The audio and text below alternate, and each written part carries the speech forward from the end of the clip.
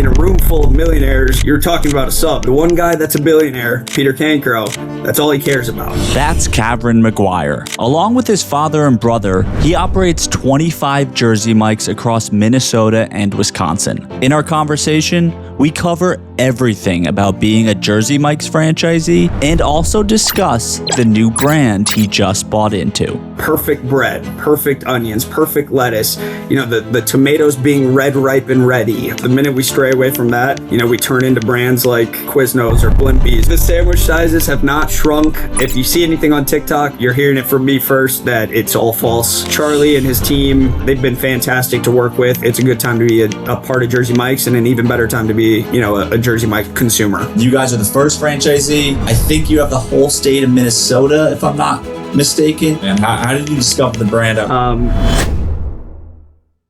If you're considering buying a franchise, go to empirespod.com for a free consultation. How did you get introduced to Jersey Mike's, and can you kind of set the stage for what age and time frame that was? Yeah, of course. So my family's been in restaurants forever. My dad's been a restaurant operator and a franchisee now for 30 plus years. He's done everything from Krispy Kreme donuts to Little Caesars Pizza. Worked as a delivery driver at Domino's. Just kind of worked his way up through the ranks of the restaurant industry. He first began with Jersey Mike's in 2012. So, 14 years ago now. And so my brother's name's Dylan. We had been, in and out of the business in high school, working kind of on the side. Obviously growing up around Little Caesars, the big holidays like, Halloween and stuff like that. We would end up working on Halloween, making pizzas, which was always fun, with our dad. And then, as we kind of got older, found our own path, we eventually both ended up joining full time. And so I graduated from the University of Iowa in 2020. I was doing some real estate stuff, working, with a local residential broker here in Minnesota. Realized that I didn't really love that. I always had the idea that I didn't want anything to get handed to me, so I ended up grinding my teeth in just a variety of different industries. I worked in, like I said, residential real estate, but then I also did, some sports management stuff, some ticket sales stuff when I was in college at Iowa. And then, I ultimately found my way back right where I started in the restaurant industry. So it's been full time now, 6 years post college, and it's been extremely exciting. Yeah, and when you joined and kind of teamed up with your father, how many Jersey Mike's did he have at that point? Yeah, so he had he had sold out his Little Caesars at that point. He had 7 Jersey Mike subs. He was actually looking to downshift, and kind of phase out into retirement. And then all of a sudden, I came along and I was like, hey, this would be pretty cool if we ended up working together. And at the time, he was obviously ecstatic, which was great. And I think it's kind of given him a little bit more juice, and he's using that energy to continue on. And obviously we've built our portfolio to where we're at now. 5 years, a little over 5 years now. So yeah, and it's 25 stores, correct? Yep, 25, and we have 26 opening in about 2.5 months. So we're excited for that too. And so when you entered the brand, 5 or 7 stores, I guess it was, you mentioned that you'd already been working in Jersey Mike's. Growing up or in high school at least. So is your understanding of the ops inside the 4 walls, are you already a master of how to make a sandwich, the slicer, everything? You can kind of run a store by this point already? Yeah, no, it's actually the complete opposite. So, obviously you grow up in the restaurants, you understand the basic fundamentals of, making a sub and, the proper procedures and stuff like that. But in terms of full on operations, I was clueless. I went to school for management and economics. So, some of the management background that I had coming in from school was great, but I didn't know anything about running restaurants. My dad had me literally start from ground zero. He's like, if you're going to ultimately, work your way through, helping me run the company, you're going to learn how to run a restaurant first. So opening the restaurant, closing the restaurant, understanding food orders, understanding proper par levels, conducting interviews, hiring, firing, training, the whole 9 yards. And so I got to experience, all the good and a lot of the bad of the restaurant industry, right away, it was great because I started off as a shift leader, essentially. I actually ran a store as a general manager. So you get to deal with all the highs and the lows of doing that. And then ultimately, once I was able to kind of prove myself as a valid general manager, my dad trusted me to run a handful of our stores as kind of a district manager. So I oversaw, 4 stores. Another gentleman oversaw 3. And then as we continued to grow and build, we just added to our plates. So as a GM, what were some of the war stories you had where, because I think that can be a good kind of comparison point for like if someone's starting off as a single unit franchisee, like they'd probably see some of the same things, I'd imagine. Yeah, no, absolutely. And that's, and my dad wanted me to get the full experience, right? And the reality of the restaurant industry is, for Jersey Mike's, we're closed 3 days a year. So you're open 362 days a year. Our hours of operation are from 10 o'clock to 9 o'clock at night. The earliest someone's in the restaurant is usually 7:30 in the morning. And, if you close at 9, the latest somebody's out is usually, 9:30, 10 o'clock. And before you get into the restaurant industry, you need to understand that people don't think you have a time off and people don't think you have a day off, right? So it's similar as a GM. If somebody's in the store at 7 or was supposed to be in the store at 7 o'clock in the morning, and, here in Minnesota, it snows, there's transportation, there's road construction, there's issues, and they don't show up. You as the general manager are, responsible to get the store open, right? And I think similarly at close, a Friday night, you have a high school kid closing the restaurant. And all of a sudden, they decide that they want to go to a football after party, or, they forgot to tell you they had prom, or, the list goes on. You as the general manager are in charge of making sure the restaurant closes properly, right? So learning those things was very eye-opening, I'd say, for sure. And it is the reality of the restaurant business. There are customers in our restaurant from 10 to 9. Somebody's in the restaurant from 7 to 10. And you as the general manager or, a single unit operator need to understand that you're always working. And if you're able to accept that and you're okay with it, then you can do extremely well. But if that's not, necessarily the lifestyle you want, give advice to go away from the restaurant industry. Yeah. Well, I mean, as a GM or single unit owner, yeah, you're one, I don't want to say disaster, but just like one employee checking out or not showing up, and then you're in the line of fire right away. Like there's no layers in between you. So yeah, and it's one of those things too where you're on the line with your team too, right? Because obviously, as a single unit operator or a GM, obviously your labor is accounted into the profitability of the store, right? So you got to be able to balance running the 4 walls, but then also running the business component too. So it's a tricky balance for sure, but it's fun and it keeps you entertained. From a ops standpoint, as far as the production line, given that you also had experience in Little Caesars, what are the core differences there as far that are like that is either harder or easier about a Jersey Mike's? Because I think Little Caesars might be one of the at least according to the operators we've spoken to, it's fairly simple in the sense that you have the hot and ready food. I think for some operators, they've told me as high as 60% of their orders are that it's either the hot and ready cheese or the hot and ready pepperoni. So they're made in advance. It's just 2 simple pizzas. They sit in hot trays or whatever it is.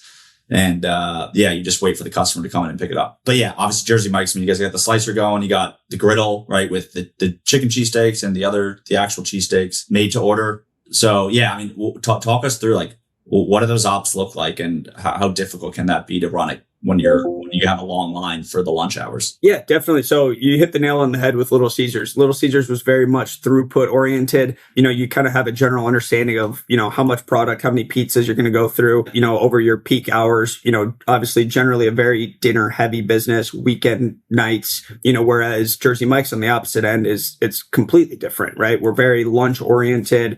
Our weekends are obviously, they can get busy for sure, but we really strive between 10:30 to 2 o'clock. And then, we see a little bit of a downshift from 2 to 4. And then obviously you pick back up, during that 5 to 7 window. And, it's not necessarily solely about throughput with Jersey Mike's. Obviously the goal is to get the customers through the line, but you also want to provide them with the experience. And, Jersey Mike's is big in the training process about the 14-foot experience, ultimately from the slicer to the register, is 14 feet. And providing them with, the best guest experience possible, right? And everything at Little Caesars was done in the back of the house. So you didn't really see any of the production. Obviously, when you go to a Jersey Mike's, the entire front line is in front of just glass. So everything you see, you know, making sure that the sprinkle area where the subs are being topped, making sure that that's clean, it's stocked, you know, the onion, lettuce, tomatoes are fresh, you know, that's all super important, right? While being able to make a sub and, you know, banter and interact with the customer. You know, the slicer itself is obviously the star of the show. You know, a lot of people, I think, have a false perception that the slicer is like an automatic slicer. It unfortunately is not. You have to be able to calibrate and understand, you know, how much pressure you're putting on the slicer, which obviously impacts your food cost. You know, you and I, Patrick, could have the setting of the slicer set the exact same, but, you know, based on the pressure and the angle that you come in, could have a different thickness of the cheese. So yeah, there's a lot going on there. And then obviously you alluded to the grill, where, you know, you have the chicken cheesesteaks, the Philly cheesesteaks. You know, customers obviously want to make modifications. So, you know, 11 to 1 o'clock can get pretty hectic, but, you know, as long as you're staffed and you're prepared going into the lunch rush, you know, it can be pretty fun too. Yeah. And let's talk about that staff. Like, let's say it's going to be a busier day. I don't know if there's a certain day of the week or if it's just every day at lunch hours busy. Like, I don't know, maybe a Saturday I could see being extra busy, but like, how many employees do you need, and like kind of what are the roles inside the four walls? Yeah, so we most of our stores run usually about 5 people over lunch. You know, some of our stores run anywhere from 8 to 9 people, solely because they're in a heavy business centric district where, you know, from 11 to 1 you're gonna get hit pretty hard. You know, so I think 5 is a fair number. Usually you'll have somebody on the slicer, somebody, you know, topping and wrapping the subs, another person on like the register and bag area, you know, one person on the digital line where, you know, your DoorDash, Uber Eats, Grubhub, those orders are made, and then another person on the grill. You know, anything more than that, you can obviously kind of fill positions. And then, you know, obviously anything less than that, you're going to need a lot more cross training. But usually over lunch, you know, I think you're good with 5 at a average unit volume store. Okay. And I guess is there one person dedicated to the griddle for the hot food, or is it like just if you kind of have multiple team members trained, if a customer does order that, they almost like switch roles from the sandwich line to manning the griddle? Yeah. So there's a lot of cross training going on. Usually your shift leaders are in charge of the grill and the slicer, being that, you know, those are obviously the 2 of the most important, if not the most important positions, you know, so you definitely want somebody with a little bit more experience and can kind of move around and knows their ins and outs of the back of the house there. And how are you guys managing though, like the digital aspect too? Because I'm sure you have DoorDash orders coming in, maybe you're doing catering. Do you have like a second line built into the back of house, to manage that? Because I think as a customer, there's nothing more frustrating than like you're right in front of them and you're ordering, but you can tell that they have like a massive receipt and they're just making a digital order, and obviously like nothing they can do about it. That's what the employees told to do. But as a customer, I feel like I've seen some concepts start to try to like take that away because they realize that it's just not a good experience. Yeah, no, thankfully. So the fourth person it would be the 4th person I'm alluding to in like that staff of 5 is usually on the digital line, which would be a whole separate line. So it's the exact same thing as what's going on the front. Usually it runs parallel directly behind the main line. And that's where all your catering orders go on, your DoorDash, your Uber Eats. And then that way the front line, you know, is customer facing only. So Jersey Mike's a couple of years ago, probably, I want to say 5-6 years ago, maybe, retrofitted all of the locations in the entire country. And one of the big push points at the time, you know, coming out of COVID was making sure that each store had, you know, a digital line. And, you know, we ended up putting in a digital line at all of our stores. And now, you know, moving forward, when you do build existing or, you know, new locations, that's one of, you know, the requirements, obviously, is to make sure that you have your digital line and you have the spacing for it. Yeah, no, I was going to ask you when that change went into effect, but okay, so you guys were pretty ahead of, at least, you know, you were on top of it as a brand. What year did your dad get involved in the business? And like, do you have any insight into what he was seeing at the time for the brand? Yeah, so he was first involved with Jersey Mike's in 2012. His first store was the 7th location in the market at the time. Him and his business partner back in 2012 also were operating 24 Little Caesars pizzas at the time as well. So they were, dual brand, back then before, they decided to split. And my dad ended up taking the Jersey Mike's, and, his business partner took the Little Caesars at the time. And, the brand's just evolved tremendously since, me being a high school kid working in the stores to, obviously where we're at now. So it's been quite the change, and it's been really cool to see, obviously. Yeah, no, I mean, from especially I think like 2016 as things really started to pick up as a brand. So, I mean, your dad definitely picked a winner. What have you seen from inside the brand level? Now that you're, 5-6 years into it, I know you guys recently bought into a second brand, Mike's Red Tacos, which we'll definitely talk about. But yeah, just being on the inside of Jersey Mike's, it's clear that they're like one of the hottest brands right now. And in the subcategory, they're by far the hottest brand, leading economics on a per unit basis by quite a significant margin. So yeah, is there anything that you think, because I mean, that if you talk about like a product, right? Like people can go to Jimmy John's and they can make a good sandwich, right? But still, it's not translating the way it is to Jersey Mike's is. Is there anything specific that you think is happening that makes Jersey Mike's so special right now? Yeah, I think honestly, just the brand's continued focus on, the product, the service, and the people. It sounds so simple to do, but it's something that ever since I joined the brand full time now, every meeting we've been to started off by talking about the sub sandwich. And it's unbelievable because I'll never forget, I was in a multi-unit conference. It was one of my first ones in, 2021, give or take. We went out to Dana Point, California. It was at the time, I think it was, 5+ units, or maybe at the time we had 10 units, and it was 10+ unit operators only. And, so obviously when you have 10+ units, you assume that a majority of the people in the room are financially well off. And so we go into this meeting, and we're at the Ritz-Carlton, and it's an unbelievable experience. And I'm looking around the room, and I'm standing next to, my dad and a couple other people, and Peter Cancro, the founder and CEO, gets up on stage. And the very first thing that pops up on the slideshow is an original Italian, the number 13. And he goes, and then he just starts diving into, perfect bread, perfect onions, perfect lettuce, the tomatoes being red, ripe, and ready, just talking about the sub.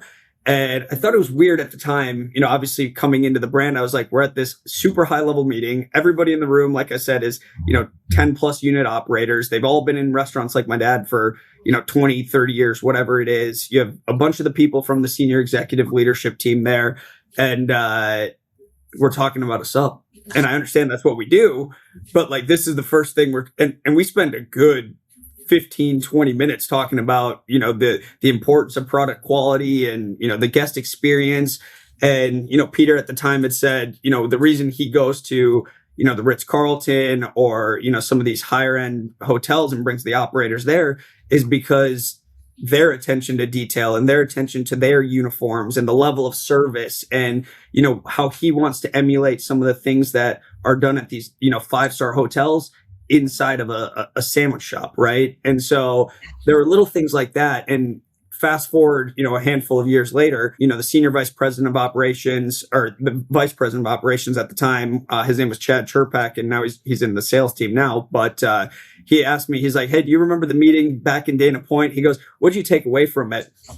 And I was like, honestly, I found it kind of crazy because in a room full of millionaires or, people that were well off, you're talking about a sub. And I was like, that was crazy to me.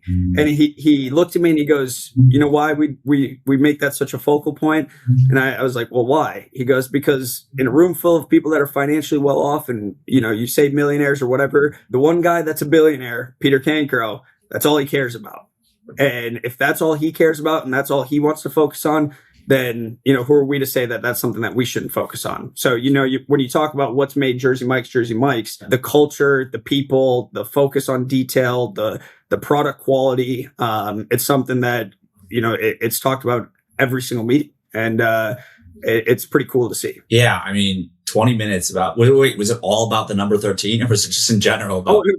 He ended up segueing into, making sure the cheesesteaks are fresh and, all of that fun stuff too. But, it was all product quality just to kick off a meeting that I thought was going to be like, top line sales and EBITDA and, here's our metrics and blah, all that stuff. And, we ended up obviously getting to that, but that's not how the meeting kicked off. So that was one of my first, kind of wow moments. Yeah. It's almost like people who played sports, some coaches there's always like fundamentals in every sport. And like, sounds like that Peter Cancro is just like for subs, like don't forget the most important, like that sounds like the fundamentals, right? Like it literally is. It's blocking and tackling. Like just that's all it is. And he goes, the minute we stray away from that, we turn into brands like, Quiznos or Blimpies or whatever it might be. Yeah. So. Yeah. Wow. That's cool. Well, I mean, speaking of Peter Cancro, I've heard from a few franchisees, not on the podcast, just like conversations and I don't know, LinkedIn or Twitter DMs, that, I mean, like people speak very highly of him, and I don't know, I guess it's a little sad, but, it's just not common, frankly, for like there to be not to say that, I mean, look, there's a lot of franchisees who are happy with the franchisor, but it's very, I mean, for one, it's just, let's state the obvious. I think it's very rare for a founder story like Peter's, right? Where he started in 1975. And I know he only recently stepped down, but it was, nearly a 50-year run or something like that, with the brand. And I guess they were only franchising since 87, but still, right? Like it's very rare for a founder to be involved for decades, but it's also not super common though for like the franchise, for me to hear, at least in my conversations from franchisees who are just like, oh, like I love Peter Cancro. Like he cares about us. And I think during COVID, there was some type of, I don't know if it was like he turned off royalties or he basically like gave out distributions to like, it was to do something or even just to like give food to the community. I've just heard stories like that, that I was like, wow, like this is pretty impressive. And, so I'm curious, like for you, is there any story that comes to mind that just shows what kind of leader and what kind of person Peter is? Yeah. I mean, I don't think you'll ever hear anybody say a negative word about Peter. He's unbelievable. What he's meant for my family and, myself over these last 14 years has been, I can't even put words to describe. He's unbelievable. There's no other way to say it. We had an instance last year where, my dad had quadruple bypass, open heart surgery. Everything's good now. Yeah. Yep. It's one of those things where my brother and I went out to a town hall in Chicago, where Peter and, some of the leadership team were speaking, following my dad's procedure. And obviously my dad was, at home and, obviously didn't make the trip, but, it was one of those things where we had tried to keep his surgery very under wraps. We just didn't want anybody to worry. Somehow it got out, through the grapevine. But right when we got to Chicago, where the town hall was, there's probably 400 or 500 people. Every single general manager, district manager, owner from I think the southern Wisconsin, greater Chicagoland area, maybe some from Indiana and stuff made the trip up to the town hall. And before it kicked off, I'm standing there talking to some people, and I feel somebody grab the back of my arm, and I'm like, I looked around, I was like, what the heck? And it was Peter. And he goes, you didn't tell me about your dad. And I was like, I didn't know. How do you know about my dad?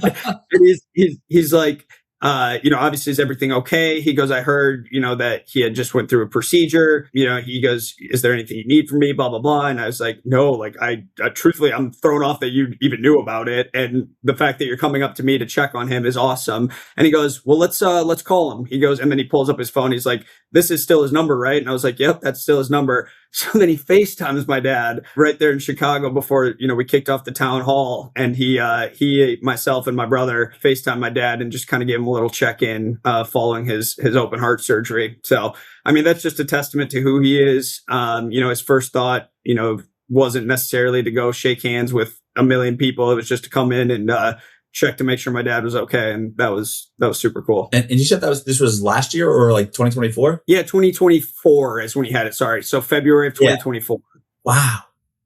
I mean, I'm just thinking, I mean, that's the year he sold for $8 billion. $8 billion. Yeah. I mean, so like, I can understand why you'd be surprised. I guess it's just like, I mean, you have a literal billionaire. I mean, I don't know how many things he has going on, but I'm sure it's a lot. That's what, and there's just countless examples of, stuff, him doing, stuff like that. Or, anytime we'd go to like these multi-unit meetings, just asking me how our stores are doing, what our bread count's at. That was a big thing, making sure all of our stores are hitting bread. And if they're not, how do we get them to, the unit average and the system average?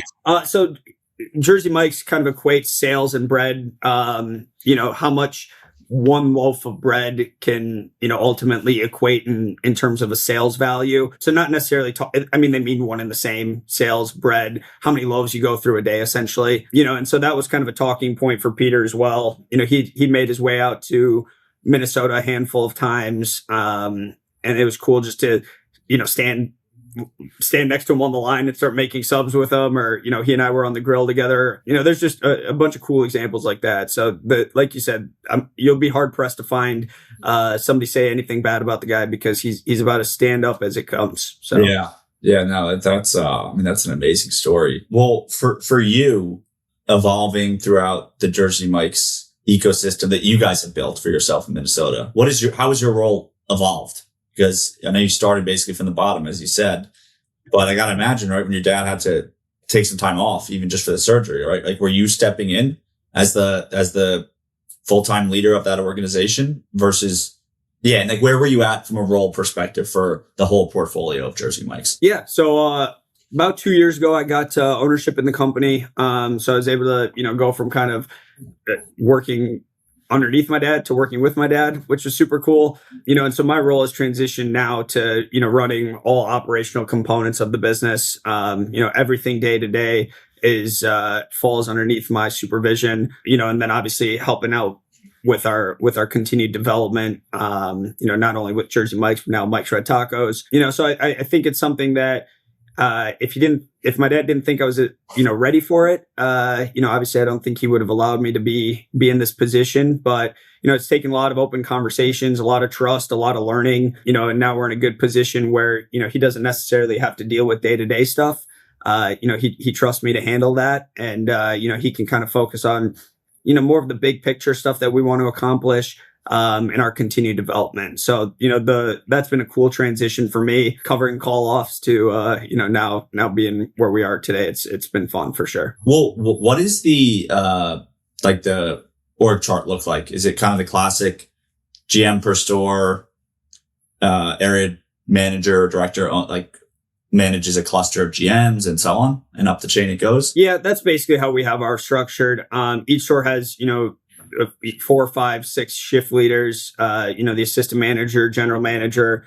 And then we have a handful of district managers, and then all of the district managers ultimately report up to me. It's one of those things though, where our district managers all are extremely tenured. One of them's worked for my dad for 25 years. One's coming up on 15. The other is, 6, 5 years. So, we have a lengthy tenure between our district managers. And then, they each oversee anywhere from 4 to 8 stores. Just really depends on geography and stuff like that. Yeah. What do you think's driving? That's insane levels of retention. Is it just they get along? Your dad's like, is there a secret sauce there? Yeah. I really think that we try to make them feel like they're part of something bigger, and they're part of, our family. The guy that's been around for 25 years has worked with my dad from Krispy Kreme donuts to Little Caesars to Jersey Mike's. The other gentleman was around at Little Caesars, now at Jersey Mike's. Our youngest district manager is 23 years old. He started off with us when he was 16 as a crew member. We really want people to feel like they're part of a bigger picture. Obviously I'd like to consider myself young. So it's one of those things where I have very high aspirations for our company and where I would like to take it, along with my brother. He and I talk constantly about, why can't we get this company to, 100 units, 150, 200 units? And I really think it really starts with us just continuing to invest in our people and, creating upward mobility and opportunity for them. And as long as we continue to provide that path, and they continue to enjoy being here, it's one of those things where we don't want them to leave. Yeah. Well, I think it's amazing. And the proof's always in the pudding. The fact that they're staying that long speaks volumes. But as far as like that goal, right? And we'll keep it to Jersey Mike's for now, because I know you guys have a chunky territory purchase for Mike's Red Tacos. But for Jersey Mike's, how have you guys thought about like acquisitions, right? Are you I mean, you've stayed geographically close, right? It's all in Minnesota. Have you ever turned down like an out of state opportunity from an acquisition standpoint? So no, we have not turned any down. We actually did just acquire on April 13th. So a little less than a month ago, 2 existing locations in Western Wisconsin in Eau Claire. So we are expanding into Wisconsin. We have existing development rights that we're going to have to fulfill out there as well with, I believe, 4 or 5 locations kind of in some of the towns out that border Minnesota, and so for us, when we look at acquisitions, obviously it's got to make geographic sense. First and foremost, it has to make financial sense, but then, the geography is important for us. Most of our stores are in southern Minnesota. We have a handful in like the south metro cities. And then we kind of work our way, South Minnesota, eastern part of the state, and then, working our way into Wisconsin. So we haven't ventured into, the western suburbs or, the northern suburbs. There are a couple other groups that kind of have those territories. But for us, our acquisitions and expansions have really been focused on, the southeast part of the state. Okay. And of the portfolio, generally speaking, how many units have been acquired? And then how many have you guys built from scratch? That is a great question. We, I want to say we're a little over half have been acquired. Okay. Yeah. So we had 6 acquired last year. Obviously we acquired 2 this year. We acquired 3 the year before, so a handful have been acquisitions as of late, because, obviously there's not enough territory to be built out in Minnesota. It's not like California where you can build one every mile. Yeah. We have a little bit more spacing going on here. So yeah. And as far as the new builds, are you guys looking at second gen locations, or do you just have taken like vanilla boxes? And if you're willing to share anything on, what you guys are seeing from a build out cost, I think that would be interesting for operators to hear too. Yeah, I think for us, we're obviously just looking for the right spot. So I guess it wouldn't necessarily matter second gen, vanilla shell, whatever it is. Our newest location we're building, that's opening in, like I alluded to, in 2.5, 3 months here, is brand new construction. So that's obviously getting, a little bit more on the spendy side of things, but it's going to be a beautiful building. We have some nice co-tenancy going on there too. But whenever we're looking for buildings, obviously previous restaurants helps, just with some of the electrical and, some of the other components and the MEPs that are, required.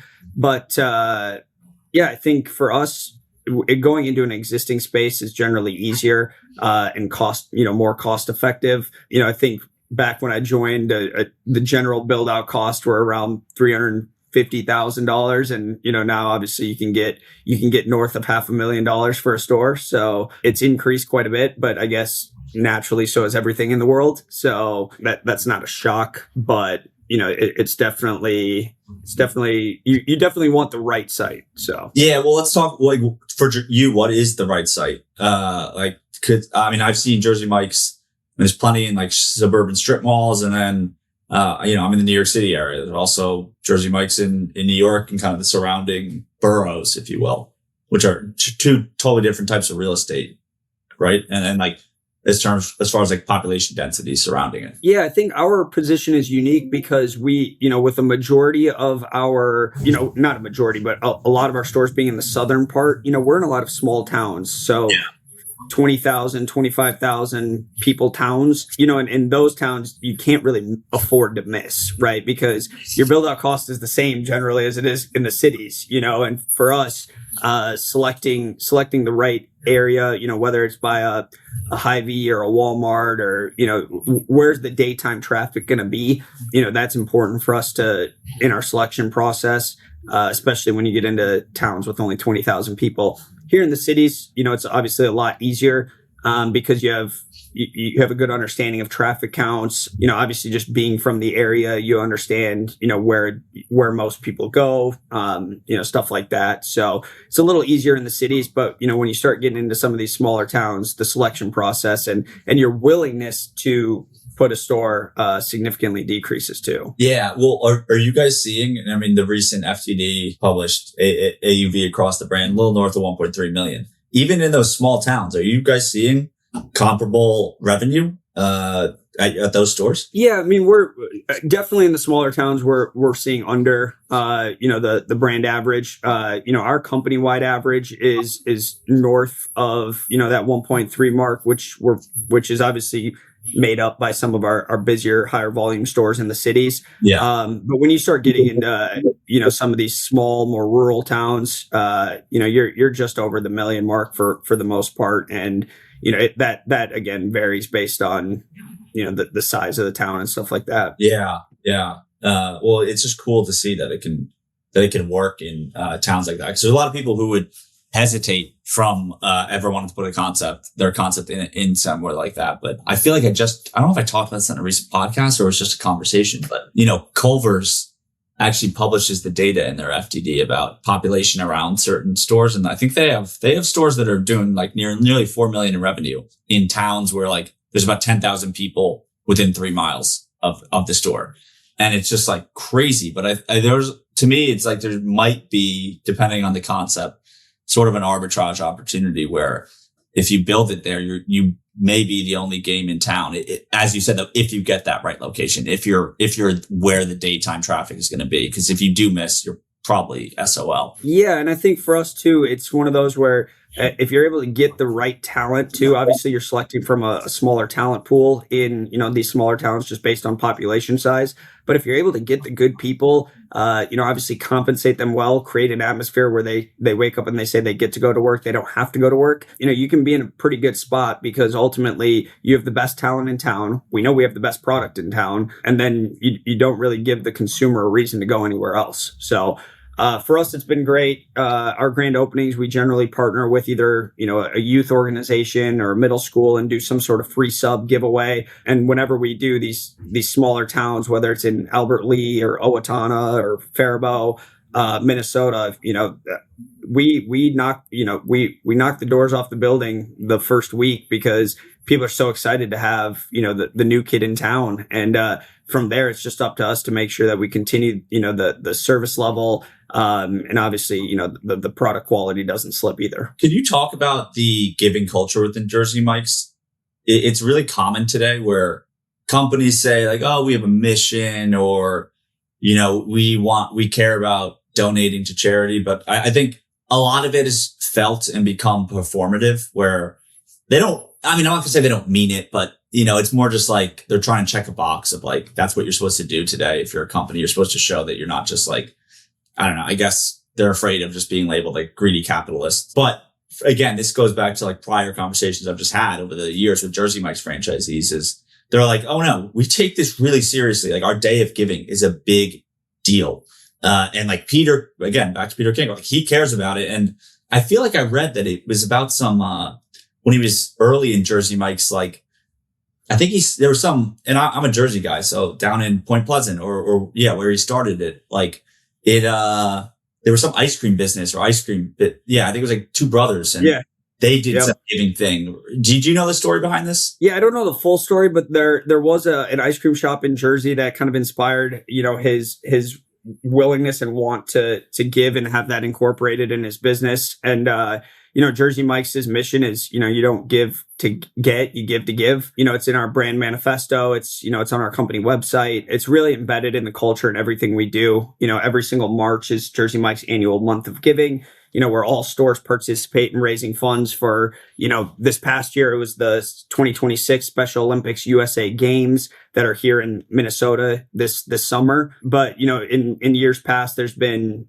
200 plus charities, that have been partnered with. For us, it's super cool because it's an opportunity to leverage the logo and leverage the brand to make a difference in the communities in which we have restaurants. Being able to partner with an organization and you hand them a check for a couple $1,000s, if it's the hockey team or the basketball team or whatever, it's a super cool and special feeling, and specifically during the month of giving, all stores basically they have offers that we give out and bounce back coupons and we ask customers for donations. And, the month culminates on the last Wednesday of March where we have our day of giving where 100% of all sales are donated. So if you buy a sub, for $10.95, that gets donated. If you buy a cookie, that money gets donated, and so that's super fun. I think for us, we like to bring a little bit of a competitive edge internally, and I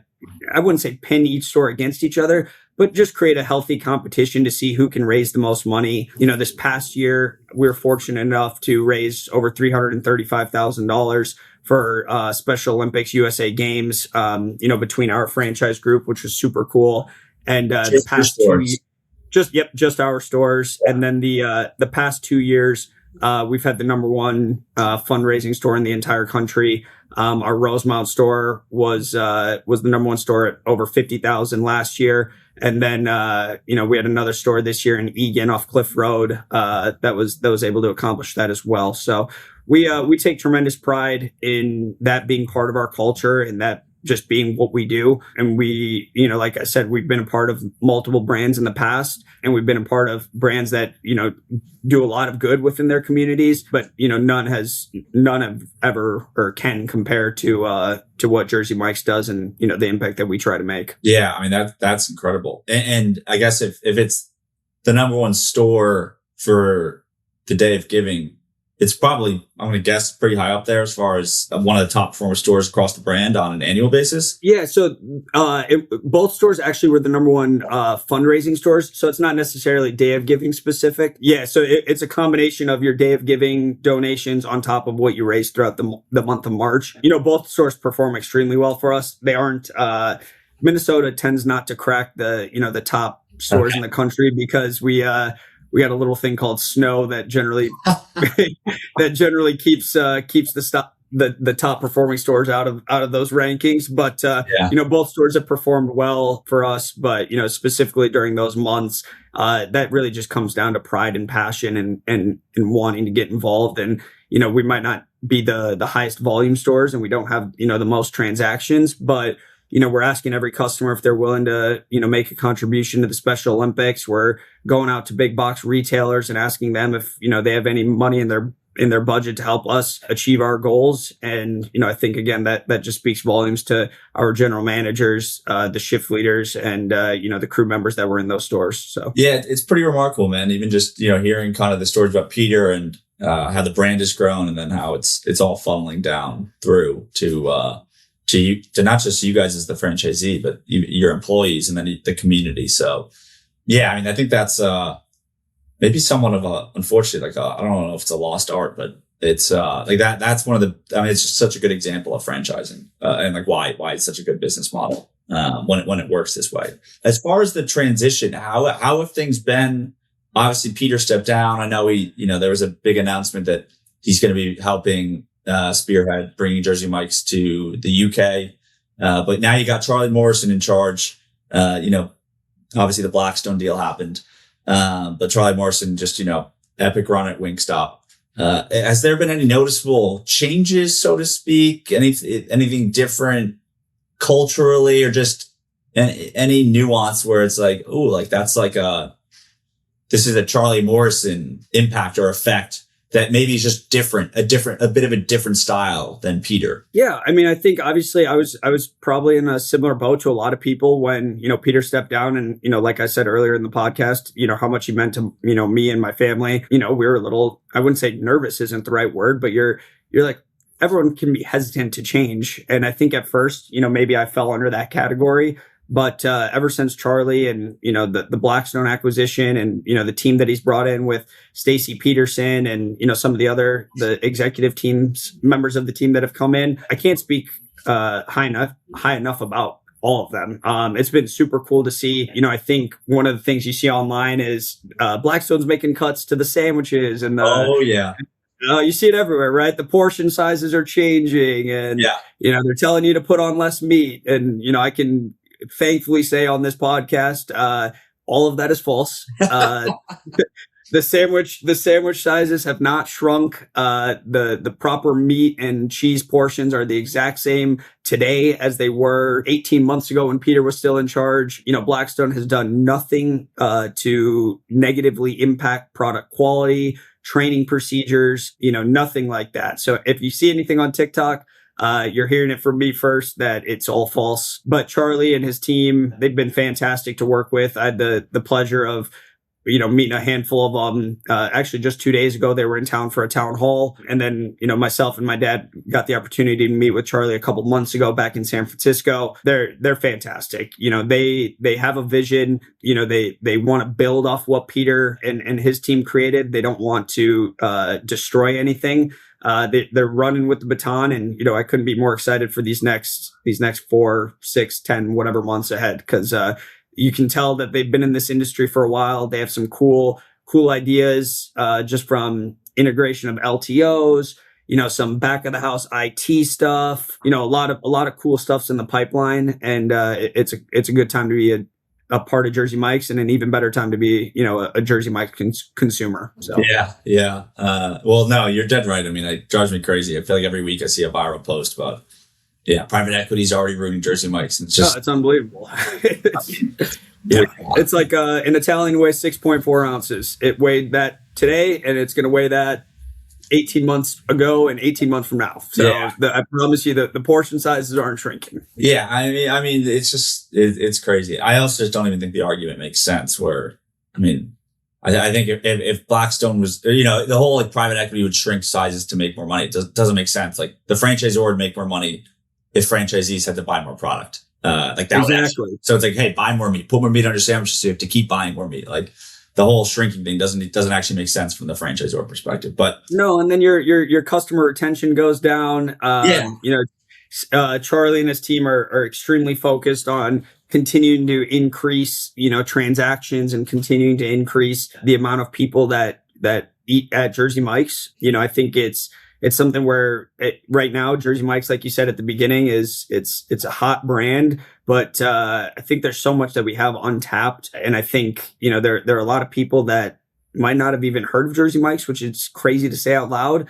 And these next couple months, next year, our goal is to continue to put Jersey Mike's, on the tables of people across the country. Yeah. Well, when can, if you're allowed to share, when can customers expect the first big LTO offer from Jersey Mike's? There's going to be some exciting news at the end of the month where we got another LTO coming out. So I think it's May 25th is when we're rolling stuff out. But you'll have to see. But it's going to be good. It was a fan favorite for sure. Okay, sweet. How do you think about the runway and the white space ahead for Jersey Mike's in the United States? I think it's no secret that, if we contrast Jersey Mike's with Subway, it's like the dead opposite approach that Peter Cancro took versus the DeLuca family, where Subway was everywhere and anywhere, quantity over quality.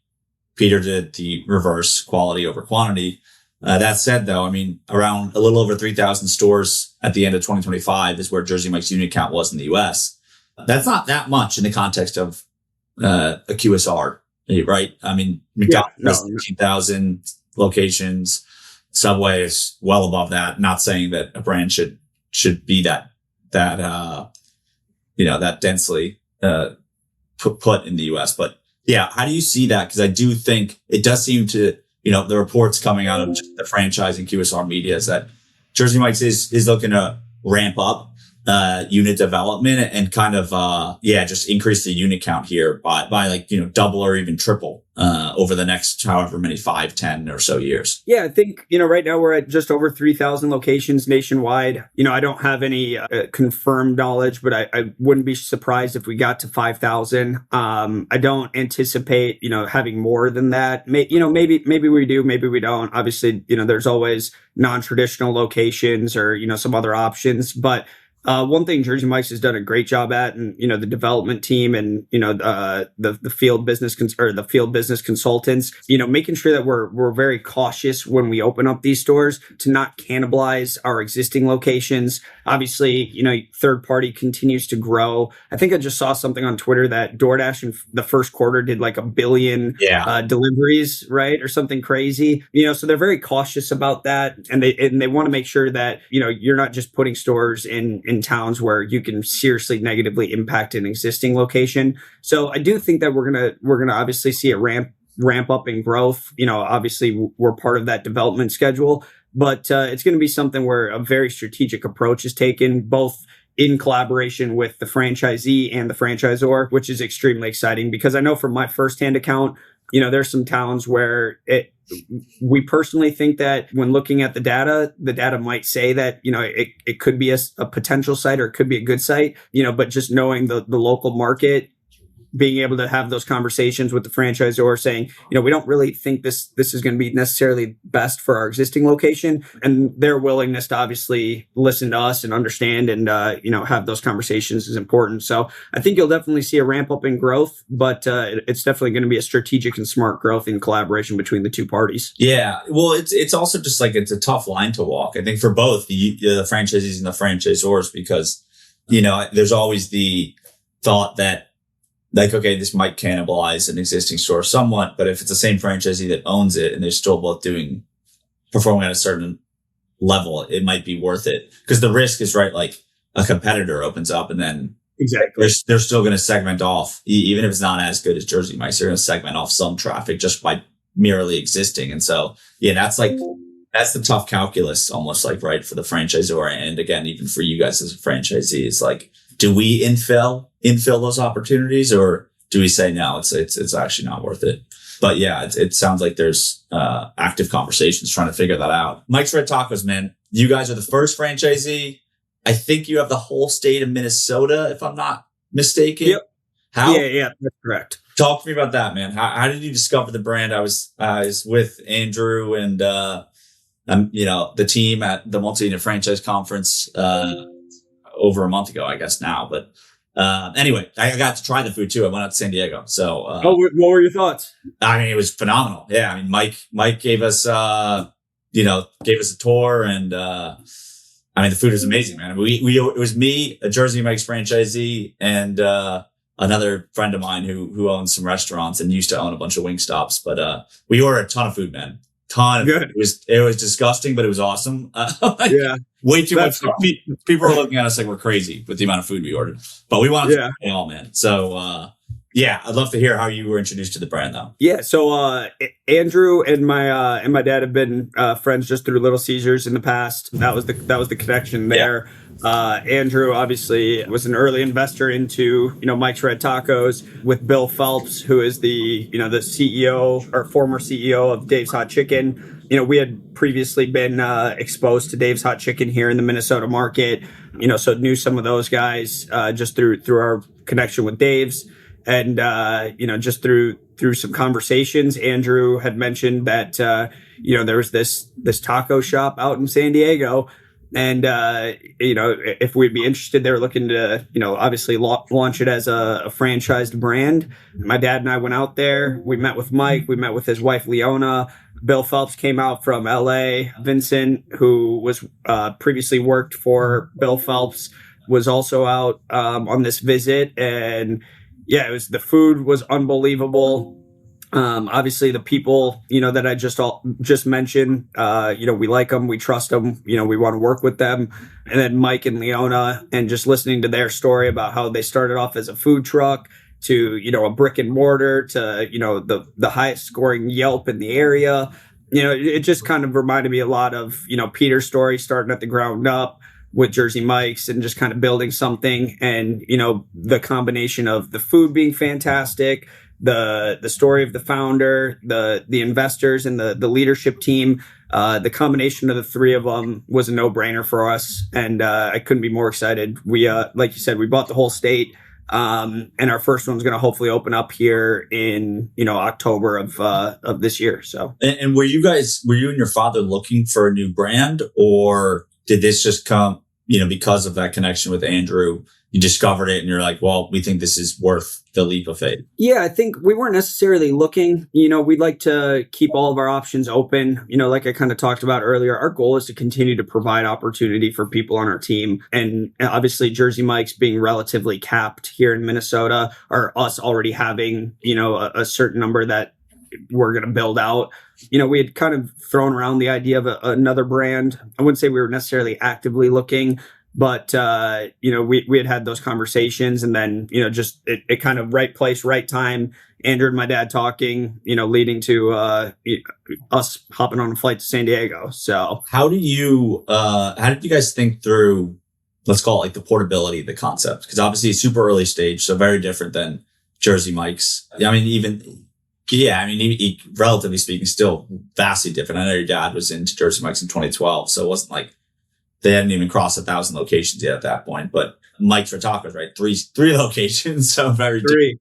How'd you, especially with birria, right? It's this. I honestly, it's kind of embarrassing. I never even heard of it until Mike's for Tacos, though. I was like, what the heck is birria? And it's definitely different, right? Like it's very clearly, like if you had a blindfold on, you're like, this is not a chicken taco. This is not a steak taco. It's not like pulled pork either. Like it's different. Really good. I think they do a great job of it. I really love the quesadilla. I don't know what they're doing with it, but it's amazing. Unreal. Yeah. But how do you think about that? Like, I don't know anything about the Mexican food scene in Minnesota. So that's ultimately what this is though.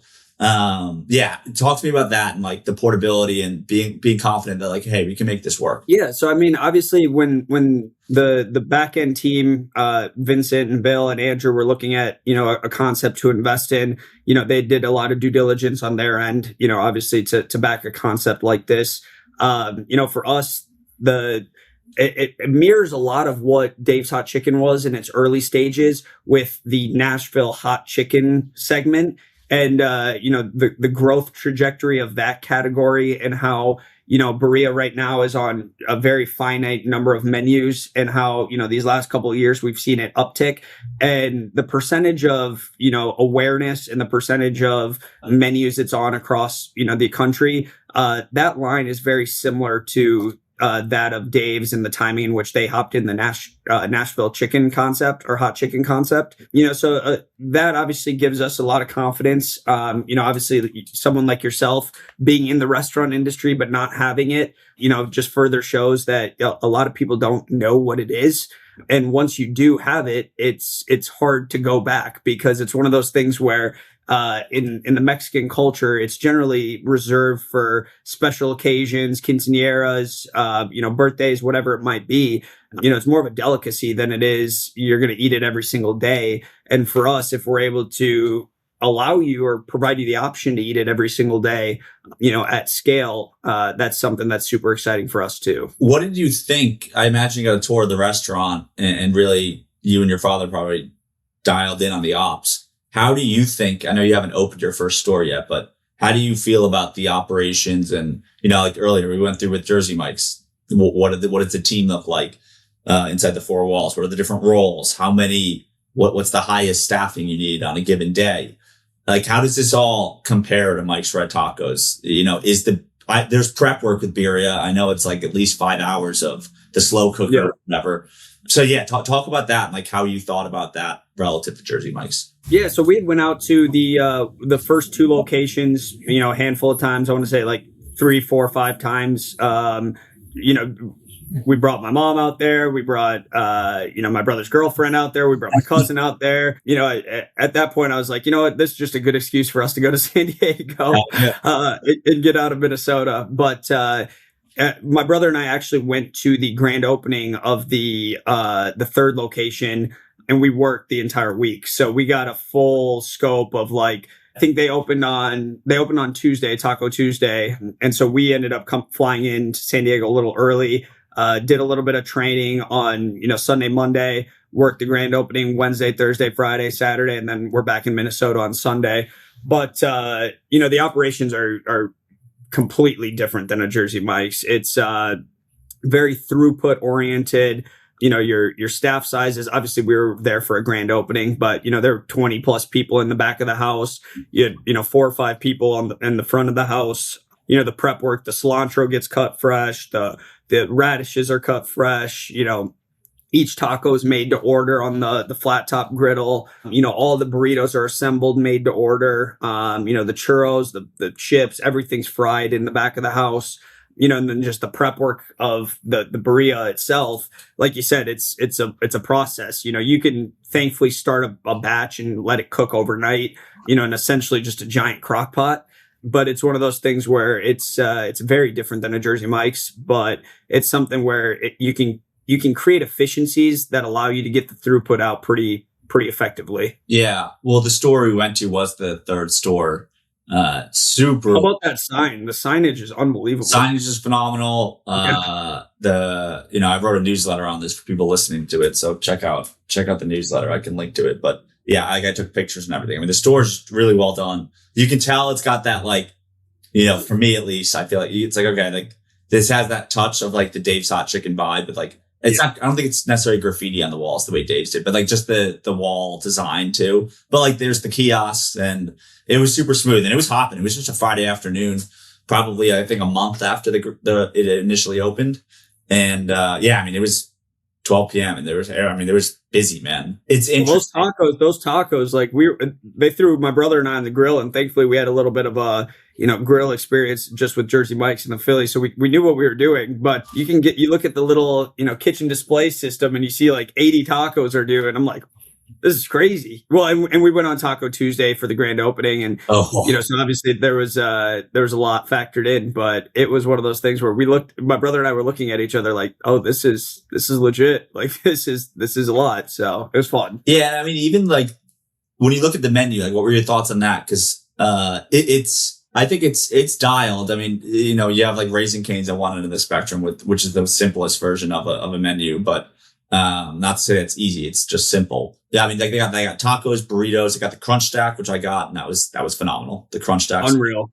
That's my number one. Yeah, it was really good, man. I don't know if it's at quesadillas, but they got that. Obviously tacos. So a few other items. So like just all in all, I mean, is it? I know it's almost like hard to compare apples to apples because, as you said, it's a different concept than Jersey Mike's. But do you feel it's simpler or a lower lift on a labor perspective, whether it's when all in on training, number of staff, and so on to get everything right? Because I did talk when I talked to Mike, and even his brother was there. I mean, those guys are dialed, which I love. But they even said they're like, if we see like our sour cream isn't drizzled across, I forget what the product was, but maybe the nachos. The fries and the nachos.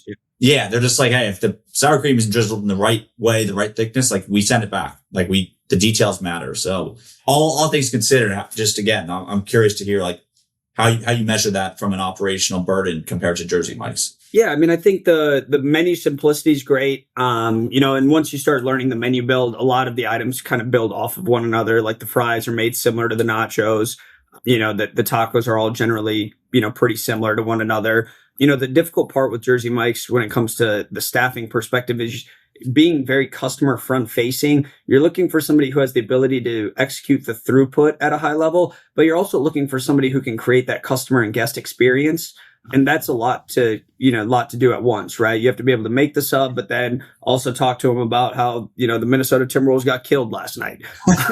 But it's one of those things where you have to have the banter and the ability for throughput, right? But at Mike's Red Tacos, it's very throughput driven and very kitchen heavy, right? So when you were at the third location, you didn't really see the back of the house with the exception of the one expo window behind, the registers, so you have 4 or 5 front facing people that can be the energy, the face, and have that customer interaction. But a majority of your staff is kitchen staff and people that don't necessarily need to be the loudest or most excited person, because ultimately their goal is to make some good food at a very efficient level.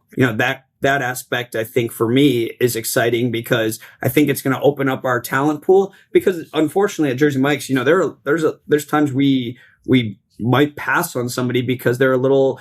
They don't have the energy that we're looking for. They don't have the excitement that we're looking for. Doesn't mean that they're a bad employee or a bad worker by any means, but maybe, by having more of a kitchen focus, that allows us to kind of expand our hiring pool. And that's obviously exciting for us. Yeah, it's definitely different. And it's, I mean, any, I guess, restaurant founder has to really think through that, right? Like, cause Jersey Mike's, I hear you, you have to be more selective with your talent. But at the same time, that's part of the experience, right? It's like you get that. It's like the theater of making the sandwich with the slicer right there. You're watching it, you see it being made, it's like real food, fresh food. You don't have to like, I mean, we talked about how the conspiracy theories that come up about restaurants on TikTok and whatnot. Like people see the food, so you can't really complain about it unless something was done poorly right in front of you. Exactly. But yeah, with Mike's Red, it's all back of house. So you lose the theater, but yeah, it's definitely easier, I guess, as an employee to focus and just get the food out. That's the most important thing. So yep. Fascinating, man. Well, what in wrapping up here, what's the goal long term here and going forward? Is it running Jersey Mike's and Mike's Red Tacos in parallel, or do you think you guys are going to maybe reach more of a bit of a ceiling in Jersey Mike's? And is the thought even maybe you guys exit a brand to focus on Mike's, or it's just open ended? No, I think our goal is to continue to build out both brands. Obviously our expansion into Wisconsin recently is exciting. We have existing development agreements we have to continue to fulfill here in Minnesota and in Wisconsin. So, we have a good plan that is going to allow us to do that. And then, we also want to continue to grow out, our development agreement with Mike's Red Tacos. So we plan to do them in unison. We plan to do them, together. And it's one of those things where, like I said, my brother and I have very high aspirations for what, our company and our team can achieve. And I think, if we continue just to develop the right people, my goal is not changing and neither is my brother's. So I think as long as we still have fun and, our dad doesn't drive us crazy, we're going to continue to do it, the three of us. So we're excited. Yeah, that's awesome, man. I mean, I'm excited to see you guys keep it up, and it'll be cool to really see the Mike's Red Taco growth, especially because I have no doubts, but the Jersey Mike's are no fears about that. I mean, that train ain't slowing down anytime soon. But I think the people of Minnesota are in for a treat with Mike's Red Tacos. So that'll be cool to see you bring it to the community there. And my closing question here for every guest is, what person has played a big part in your success in life, but maybe doesn't get the credit that they deserve? I mean, I think the layups would be obviously my parents, but I think I've spoken about them enough. We have the gentleman I alluded to that's worked with my dad for the last 25 years. His name's Jim Amaro. He's unbelievable. When I first joined, the restaurant industry, he was the one that's just kind of showed me the ways. He started off at McDonald's and then, he's worked everywhere in restaurants, done everything. I can't speak highly enough about him, what he's meant to my development. So I'd like to give him a shout out. And then, there's a corporate guy at Jersey Mike's who gives me a hard time, but his name's Mike Ludick. And when I first joined Jersey Mike's, he drove me around to all of our locations and, basically told me what was wrong with all of them. And he's like, next time you and I meet, you're going to make sure all of this is corrected. And, it's one of those things where he really took me under his wing early, and the two of them have helped me out tremendously. So shout out to both of them. Great. All right. Great answer, man. Well, we appreciate having you on, man. And we'll talk soon. Awesome. Sounds good, brother. I appreciate it. Sweet, man. That was great. Hey, guys. A few quick thoughts here to recap that episode. I think first and foremost, the anecdotes about Peter Cancro, I think says it all about this brand and why they've been so successful. I mean, to have a founder who was able to grow with the brand from one location to, the 3,000 or so by the time he sold, but doing it the right way, clearly, it's just incredible. And I mean, again, I planned those questions because I did hear from different franchisees over the years that, they all just spoke so highly of leadership. And again, I'm not saying franchisees aren't usually happy with their franchisor, but it was just the level of affinity they had for leadership and the respect that they had for leadership. It was at such a high level that,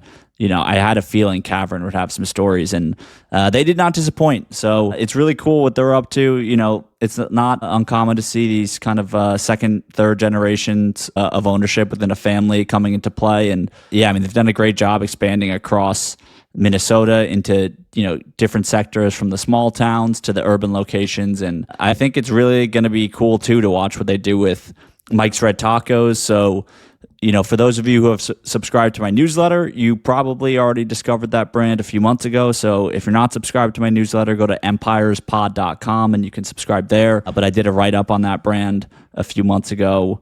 And yeah, I think overall they're building a super impressive portfolio, and I'm just happy that Kavrin was able to dedicate some time. So hope you enjoyed, and we'll be back soon.